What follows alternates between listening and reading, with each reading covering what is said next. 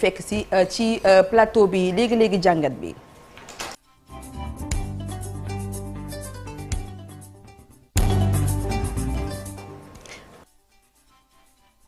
jël ni hao Ablaye ni hao.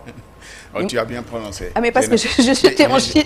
Mais j'ai l'impression que tu prononces mieux le chinois que le ñangat. Ah ouais, ñangat. Non mais je t'ai dit qu'il y a des mots yoo nga xamante ni la Haalpulaar yi mënuñu ko génne. wax naa la ko. kon Haalpulaar Zamzam bi deful effet. ak kaalis ak kaalis. kon Haalpulaar kaalis rek nga xam. kaalis xaw la gën a jege. ni ma koy amee métti nag moo tax. xottu saa. xottu saa. tey moom boo commencé sa direct ma yónni sama boy ñu saboté ko ci. direct bi 11h la incha allah. alors Abdoulaye Cissé tey nag da nga jógee Chine gannaaw périple donc diplomatique bu premier ministre Ousmane Sonko en gros lan lañ mën a jàpp ci loolu. Beaucoup de choses. Mais c'est une mission boo xam ne Chine c'est particulier déjà pour li ñu yëkkati woon pour mission bi nga xamante ni aussi État du Sénégal à travers le premier ministre ak délégation def na ko. Mais surtout dafa am lu ko jiitu parce que c'est vrai am na volet boo xam ne moom la ñu gën a jàpp. muy parti mais dinañ si ñëw mais dafa am lu ko jiitu muy le forum économique Chine-Sénégal. bi nga xam ne. am na alors je fais attention sur les termes noms des villes. Oui. am na à Hangzhou. Hangzhou. Voilà Hangzhou. bokk ci province su Zhejiang. C'est important de le dire comme ça parce que le Zhejiang on va en reparler province la boo xam ne province bu riche la. danaka province sax bu bees la ci ni ñu koy waxee ci ni ñu ko tëggee. parce que du ci gën a yàgg mais développement am. ci lu bees la ci ni mu développé ak infrastructure ak yooyu am ay entreprise yu mag forum boobu moo jiitu li nga xam ne nii mooy nekkoon partie officielle lu tànku premier ministre. Et li ci intéressant mooy forum Chine Sénégal la woon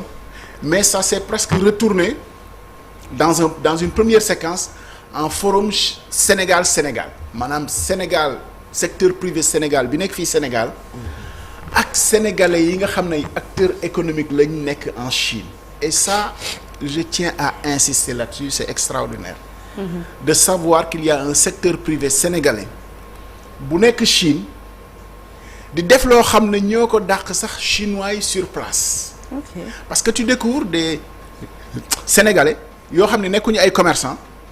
nekkuñu ay taaba parce que dañu yaakaar ni ñi dem Chine yëpp ay taaba lañ wala ay commerçants lañ c'est-à-dire def conteneur jaay.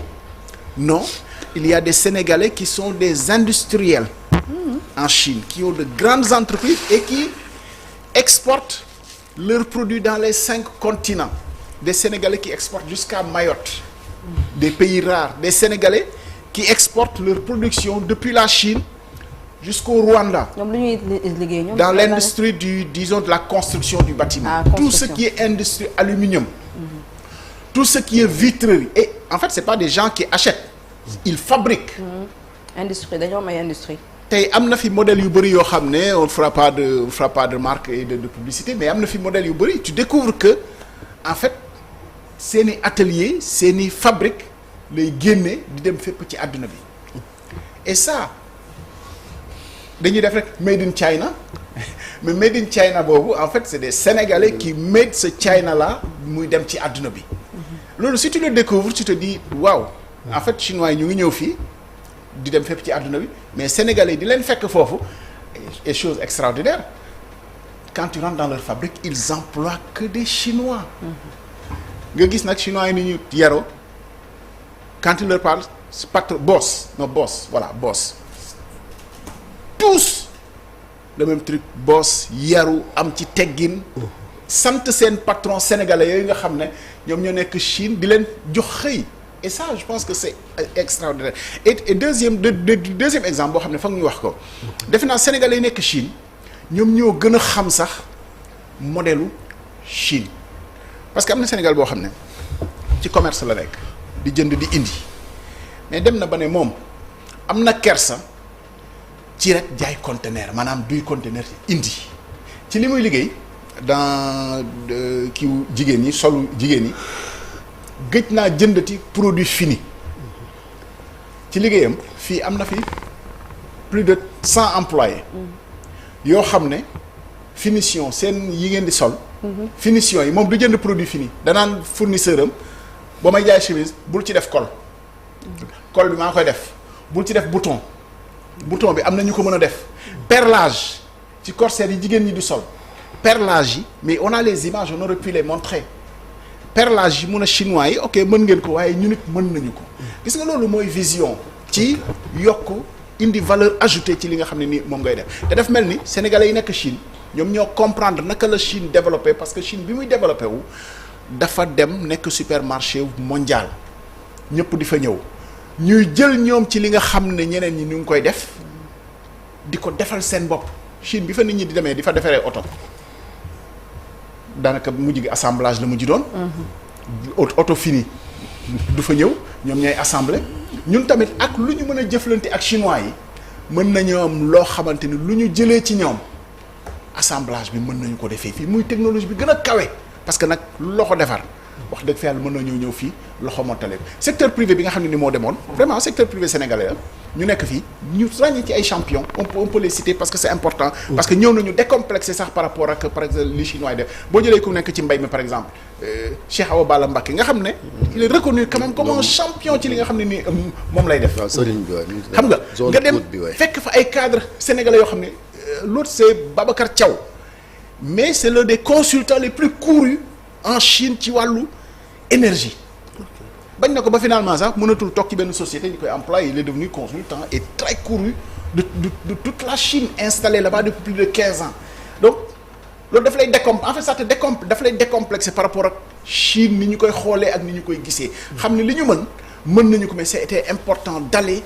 et de voir ça et ce forum économique Chine-Sénégal a permis de voir que xëy na am na loo xam ne mën naa judd ci suñu diggante ak Chine évidemment ñoo ñu ëppi moyen li tax Sénégal dem forum bi c'était à Hangzhou comme je l'ai dit dans une province mu mel ni ki réunion la boo xam ne entre Sénégal ak province boobu mais province bi dimension bi nga xam ne nii am na ko dayoo bi nga xam ne nii am na province bi rek moo gën a riche Sénégal xëy na mën nga xalaat ni mën nga jëflante ak moom mais parallélisme des formes état lay traité état mënul traité ak collectivité locale ci jëmmi état moo tax lii peut-être mënoon na rek forum APIX kese ak secteur privé Sénégal ak le lendemain ñu def nag le forum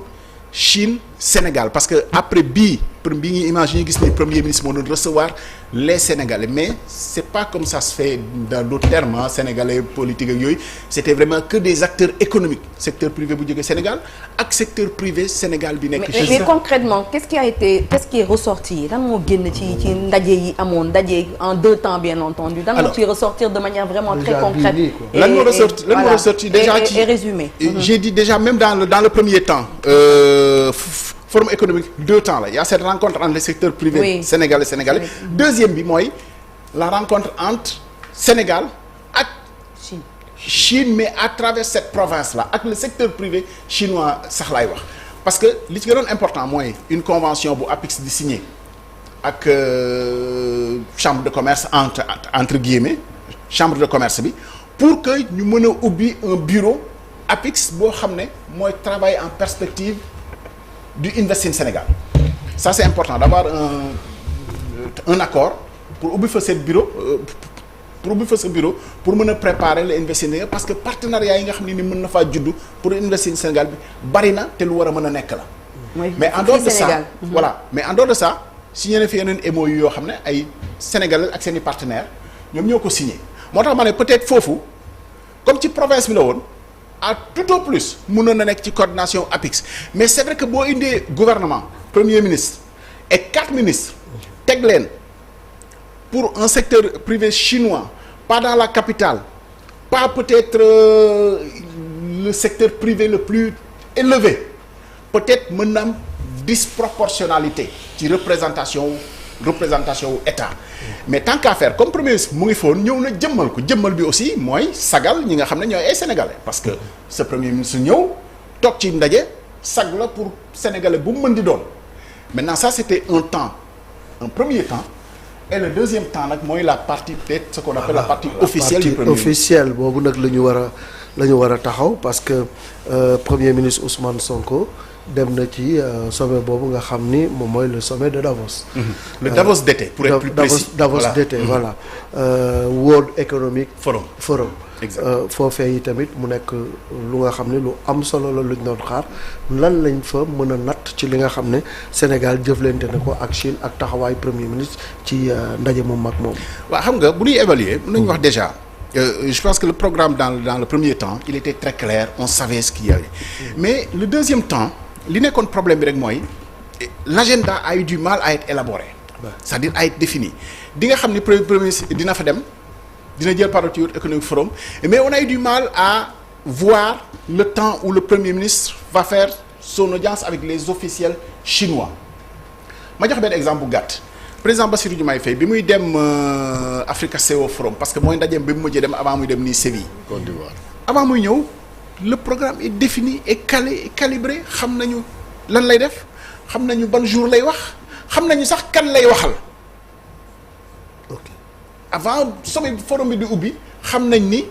il fait pas le panel présidentiel le panel avec les présidents il va avoir un panel présidentiel une conversation avec le responsable de Jeune Afrique dans un panel à part sur le New Deal technologie quand c'est défini quand c'est clairement dit il y a même pas de la place à la polémique c'est fluide am tâtonnement voilà exactement xam nañu lan mooy xew maintenant que les services qui s'occupent de l'agenda du Premier ministre ne donne pas le programme au détail c'est ça qui amène toutes sortes de spéculations et de polémiques parce que il est vrai le premier temps qui était le temps disons du forum Chine-Sénégal amul autorité chinoise bu fa nekk mën nañ ko xalaat bu yemoon foofu xëy na da nga naan lan moo tax premier ministre ñëw parce que état lay traiter mais yemul foofu y avait ce deuxième temps là l'agenda n'a pas été communiqué élaboré voilà ou en tout cas pas suffisamment diffusé pour que ñëpp am ko xam lan lay wax kan lay waxal ban heure lay rencontrer premier ministre chinois parce que loolu bu ñu ko xamee kumpa waru cee am du lu ñuy sàkketu du lu ñuy nëbb du lu ñuy denc pour génne ko au dernier moment je pense que ça quand même il y a un manquement à ce niveau-là mais toujours est-il que sa waay boo xalee bu ñu xalee dëgg tey doxal ci diggante Sénégal ak pays yu mag yi traité ak États-Unis Donald Trump ak bu mu mën di doon traité ak moom moo gën bañ a traité ak moom c'est-à-dire tey lu Donald Trump sikk bu la boolee ci pays yi nga regarde par exemple bi ñu arrêté USAID bi je veux dire ku nekk ngi doon lijjanti pour mu boole la ci ñi nga xam ne ñoom lay boole ci moratoire bi donc da ngay gis ni traité ak ñoom moo gën bañ a traité ak ñoom. gentiment mal nécessaire. après non xam nga lan mooy problème bi ñun ñooy am fulla nu ñuy traité ak pays bu mu mën di doon. voilà saa yi buñ ci deful fulla lu ñu ci génn même suñuy rapport entre pays africains mais am na noo xam ne mën nga koo traité mais nga yaakaar du suñu diggante ak Mauritanie bu ñu traité wul fulla ci pétrole bi. mais ëllëg Mauritanie dem wala Mauritanie bu traité wul woon fulla si pétrole bi Sénégal ak moo lépp dem. ak pays bu mën di doon yow yaay xool ni ngay traité ko ci fulla préserver say intérêt maintenant juste sur accords yi nga ak perspective u Chine ñi ñëw Sénégal a priori une bonne chose mais Chine li muy wut tey ay débauché Chine wutul dara leneen lu dul débauché parce que Chine dafa mel dafa plafonné Chine tey li muy wut mooy débauché industrie am gis nga Chine basculé nañ déjà sur le boo gisee seen building yi tey sont à l'ère du tout métallique c'est-à-dire des immeubles de construction yoo xam ne basculé nañu tey ci le métallique te xëy na industrie boobu aussi foog ñu développé ko ñun ñu ngi ci ciment ak fer ba léegi jéena ba yaa bëgg a xam li may xaw sa yow moom yaa nekk ci tabax bi mais même ñi xarañ sax dañ lay wax ni fer structure métallique yi moo gën a mucc sax am mucc que tabax fer ciment ak nangam na ça ne pas dire que du ko am mais basculé na ci air bi mais air boobu boo ci basculé da say industrie da nga leen wutal ay débauché mais ëllëg exemple bi ma joxe sànq ci ne am na ay sénégalais yu nekk foofu mais booy signé convention nii entreprise chinoise yi di ñëwee fii Sénégal indaale seen entreprise mais mën nga boole ci convention ne ko waaw mais am na Sénégalais yu nekk Chine di def lii ak lii ak lii. ñooñu ñooy ñëw plutôt que ouvrier chinois plutôt que entreprise chinoise. Et je pense que ça quand même c'est une opportunité, c'est une bonne perspective mais lépp fulla la rek amul leneen. voilà si tu te couches. Davos bi lan lañu ca jëlee ak i tamit ginnaaw loolu xam nga coow li bëri woon na Ousmane Sonko dina gisee ak premier président du gisee ak président xëy na peut-être protocole boobu moom moo ko indi mais finalement il a rencontré le président et le Davos d'été qu'est-ce que ça a réellement apporté au Sénégal. Davos réunion la boo xam ne peut-être discours la nga wax avec force. martelé c'est important aussi de faire du marketing c'est important de s'imposer sur la scène internationale je pense que am na réunion yu bëri dem fa moo gën bañ faa dem bokk ci ñi jël kaddu moo gën bokk ci ñu dul jël kaddu même assemblée générale bu Nations Unies nga xam ni ñëpp dañ fay dem ñëpp di jël kaddu c'est un concours pour kuy gën a fësle kuy gën a dëgër mais xoolal Mali bi mu jëlee bi mu moomaatee boppam bi jeune bi ñëwee je pense que le discours le plus percutant à l'Assemblée générale des Nations Unies c'était le discours du ministre malien des Affaires étrangères je pense il a profité de cette tribune là def loo xam naa décalage horaire xaw ma heure lan la programme parce que ñoom ñu ngi waaj a nelaw xam naa dama déggul sama kii bi ba léegi moo tax voilà parce que une petite anecdote le décalage horaire mais c'est terrible parce que moi bon bref voilà parce que tu es sur le temps du Sénégal et après tu es sur le temps de la Chine et après tu vas être sur le temps du Sénégal parce que chéri Mame Birame sax laay wax moment bi ngay nelaw moom lay woo xamul sax ni nekkoo fii Mame Birame da lay woo yow nga ne 4 heures du matin moom mu nekk 20 heures naan ñu grand demain laa bëggoon xool ndax doo ñu defal dara mais t'as envie de lui dire Mame regarde l'heure au moins quoi mais voilà il te fait vivre l'heure de Dakar et après il te laisse pas vivre ton heure de Chine et ça c'est je pense que balaa may demati Mame Birame je lui fais un truc sur le décalage horaire je lui donne mon agenda mon emploi de temps comme ça mu xam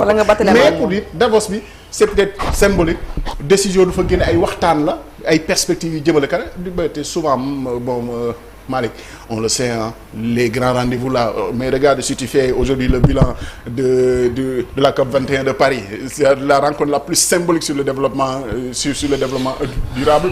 tu fais l'évaluation on est toujours à dire où sont les fonds verts climat yi nga xam ne nii te Amérique génn na ci finalement jurul dara da ngay jàpp ni daal rencontre yooyu marqué nañu suñu présence fa bañ moo gën bañ faa nekk dajeeg président Chine wax dëgg fa yàlla dajeeg président Chine moo gën bañ a dajeeg moom mu nangu topp la ci sa plan de développement moo gën mu bañ laa topp parce que ci nga mën a jëlee mais y a une seule logique am fulla ci nooy négocier ak moom. Dernière relance. oui non c'est un petit extrait on en a parlé Pape Sam xam naa bu ñu ko mënee tegal parce que premier ministre bi ci rencontre surtout ak sénégalais yi am na loo xam ne wax na ko gis nañ ni am na ay opposants yu koy tontu sax. on précise peut-être sénégalais yi. il y a 2 rencontres avec le secteur privé sénégalais c'était à Hangzhou et quand il a eu son temps à Beijing à Tianjin en majorité de Davos et rencontre waat sénégalais à Beijing. Pape Samba. yàlla xam li tax ne ma président bu doon man ak man dong wax ji dina néew léegi ci réew mi parce que ñi warul wax rek kay wax ñi waroon noppi di raser les murs ñoom rek kay wax fi mu toll nii. lii moom vraiment lii moom wax bu yàqu la sérieusement lii parce que nit doo tëkku sa askan en fait tëkku sa askan amul ndam pour kilifa. c'est dommage quand même lii mu yokk ci discours am parce que il confirme au moins une chose boo xam ne en temps normal da koy bañ parce que en temps normal lay tax a wax ni gis ngeen du may jox ordre yoon a ngi def liggéeyam mais kan moo war a lijjanti ñi war a wax ak ñi warul wax bu dul yoon donc yow boo taxawee sur ta toute puissance nga ne bu doon man la bu ma nekkoon président kon day confirmer ni président loxoom du jóge ci nit ñuy lijjantee yenn yi te yoon dong moo mën a lijjanti li nit ñi di wax ak li nit ñi warul wax président c'est dommage gis nga dañoo am conception boo xam ne c'est une conception presque coloniale de président de la République président suñu surga la président du suñu buur président suñu surga la président bi gën ci askanam mooy kii tarbiyu askanam nit ñi mënuñ laa jox lépp ça c'est un discours on a déjà entendu hein. mais xanaa da doon tooñ rek da doon gaajaale quoi li përi naan gaajaat Dieynaba y a un temps pour tout. oui da doon tooñ rek waaw Dieynaba y a un temps pour tout. réewum Sénégal y a un temps pour tout. waaw mais da doon tooñ rek Dieynaba arrête ça toi aussi y a un temps pour tout quoi bon franchement. li may wax bu yàqu xam nga tax muy wax bu yàqu. ça nous permet de dire un mot. gis nga la justice bii nii tàmbali di def yi muy def nii moom mooy maillon faible rupture bi nga xam ne moom la ñu woote. imaginez tey Moustapha Diakhaté est en prison. Imagine que Moustapha Diakhaté est en prison pour ce qu'il a dit. gis nga juge boo amul culture politique mënul juger politique. et manifestement ces gens manquent de culture politique ils manquent de culture politique à tel point qu'ils peuvent pas juger la politique ils doivent même pas se permettre d'être administrateur judiciaire du débat politique. Que Moustapha Diakhaté soit en prison ça nous fait reculer de 20 ans parce que xam nga lu tax moi j'ai le souvenir 2001 Amath Dansokho joteeg Ablaye Wade Amath Dansokho dit dans une interview ak Sud Quotidien placardé à la une de Sud Quotidien qu'on ne peut pas taxer d'être un journal baal leen ma de décalage horaire bi rek Amath Dansokho dit à la une de Sud Quotidien Abdoulaye Wade est un bonimenteur. Abdoulaye Wade est un bonimenteur. Il s'est passé quoi? Absolument rien. Sauf que 90% des Sénégalais ont appris un nouveau mot, c'est tout. Mais il n'y a aucun juge qui a pensé devoir poursuivre Amath Dansokho qui n'était plus rien, qui était sorti du gouvernement, qui n'était plus rien. Abdoulaye est un bonimenteur. Xalaatal tey bonimenteur nga teg ko ci deru kilifa. Si on est choqué par le terme que Moustapha Diakhaté a utilisé, je ne l'utiliserai pas moi parce que c'est pas comme ça que je conçois le débat. Mais gis nga débat politique bi nit ñi waruñu nekk di gasalante ay pax di xaar ku nekk fan ngay faqastaloo pour ma mën laa gis nga doon na neex Moustapha Diakhaté wax li mu wax ku jéggi y compris la majorité ne sax justice bi sa waay ñun nag Moustapha Diakhaté ànduñoo ak moom waaye mën nañu koo nangul li mu wax ak ni mu ko waxee parce que encore une fois tekki baat bi waa bon à rien mais montre que tu es bon à quelque chose c'est aussi simple que ça. Le débat politique doit être ça. Maintenant il faut tout faire pour que débat politique bi bañ a violent mais nag débat politique bi ça va avec voilà c'est à fleur et moucheté loolu est-ce que mënu fee dañ te loolu justice warul di ci dugg te xam nga lu tax maa bëggoon président Bassirou Diomaye Faye toog moom warul am gëw ma ni moom fi mu toll dina ne lii waa ji wax da koo choqué ba muy war a porter plainte gëw ma ko moo tax gis nga ay nit di autosaisir pour le président dafa war a jeex. pour terminer Abdoulaye. non mais c'est important loolu dafa war a jeex nit di toog ne waa li nga wax dafa war a choqué président donc man maay autosaisir parce que président gëm naa ni moom du ba mooy dem ne li nga wax da ngaa jàpp dama gis nga président parce que ñenn ñi dañuy comparer finalement naan waa est-ce que bu ñu ko waxoon sa papa mais sa papa bu toogee këram wutul li nit ñi di wut. jàpp njàmburam yor kurusam mais kan moo ko fay wax dara